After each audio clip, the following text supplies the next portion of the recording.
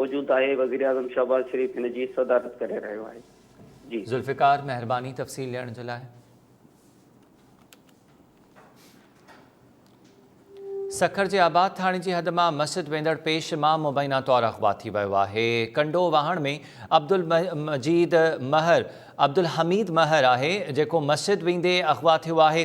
वारसनि जो चवणु आहे त संदसि चप्पल ज़मीन तां हथाई आहे।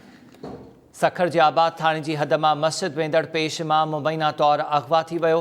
वारसनि जो चवणु आहे त सखर जे इलाइक़े कंडो वाहण में अब्दुल हमीद महर मस्जिद वेंदे अग़वा थियो आहे। संदसि चप्पल ज़मीन तां हथाई आहे। फारूक सुमरो खां तफ़सील मालूम कयूं था। फारूक, आगाह कजो, मस्जिद जो पेश इमाम ॿुधाए पियो वञे अग़वा थियो आहे।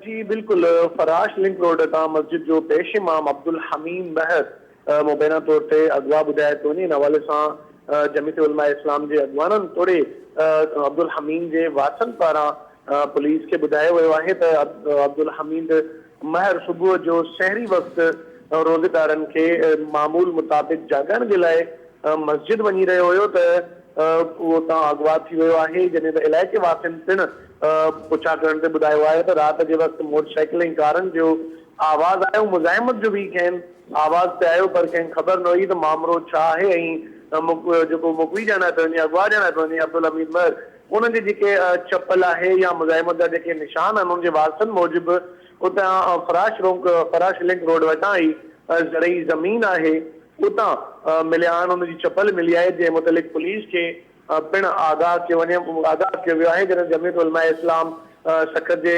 अॻवाननि मोहम्मद सालेह इंदड़ समेत ॿियनि पारां SSP सखर सां राब्तो करे ॼाणायल मामले मुतलिक़ पिणु आगाही ॾिनी वई आहे त मस्जिद जो पेश इमाम अगवा थी वियो आहे, जंहिं मुतलिक़ पुलिस तहरुक वठे। जॾहिं त हुननि जा वारिस पिणु सख़्तु परेशान, छो जो सुबुह जे शहरी वक़्तु 3 वॻे ॿुधाए थो वञे त पेश इमाम मस्जिद वियो ऐं मस्जिद लाइ घरां निकितो हुयो ऐं शहरी रोज़ेदारनि जो ठहण लाइ मामूल मुताबिक़ वियो हुयो। सुबुह जो घर न पहुचण ते जॾहिं ॻोल्हा कई वई त ज़रई ज़मीन मां हुनजी चप्पल मिली आहे ऐं इहो ॿुधाए थो वञे त ॼाणायल अब्दुल हमीद महर खे मोटरसाइकिल ऐं कार में सवार नामालूम माण्हू अगवा करे विया आहिनि। इन हवाले सां राब्तो कंदे पुलिस जो चवणु आहे त इन मुतलिक़ खेनि इतला मिली आहे, पर अञा हिन वक़्त ताईं अगवा जी तस्दीक नाहे थी। इन मुतलिक़ पुलिस पंहिंजी जांच करे पई ऐं जल्द इन मामले जी जो मुतलिक़ जेका तस्दीक आहे या वरी इन मामले मुतलिक़